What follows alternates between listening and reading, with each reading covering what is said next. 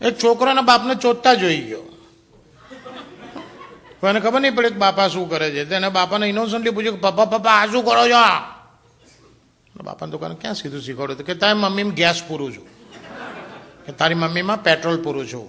છોકરા કે પપ્પા મમ્મીની એવરેજ ચેક કરાવો, બપોર તો બાજુવાળા અંકલ પૂરીને ગયા છે.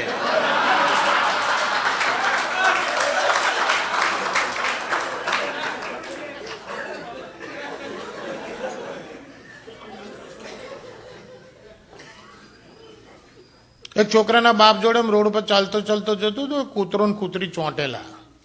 નાનો છોકરો 10-12 વર્ષનો. તો છોકરો પપ્પા કે પપ્પા પપ્પા કૂતરો રોડ ઉપર કૂતરીને શું કરે છે?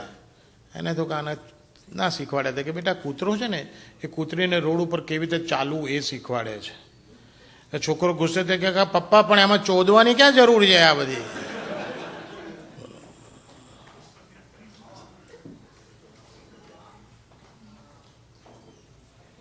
એક બાવો ભીખ માગતા માગતા રાનના ઘરમાં ઘૂસી ગયો. એની ખબર નહીં આ રાનનું ઘર છે. તો બધાને ઘેર જઈને બોલે એમ બોલે ભિક્ષાન દેહી માતા, ભિક્ષાન દેહી માતા. પેલે તો રાણ દર્દીને ઘાઘરો ઊંચો કર્યો. એટલે બાવો નીચે જોઈને કે ઓહો નહીં માતા નહીં માતા.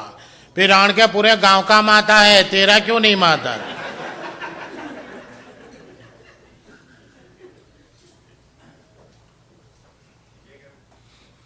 અમેરિકા એક નંબરનો ચોદકણીયો દેશ છે.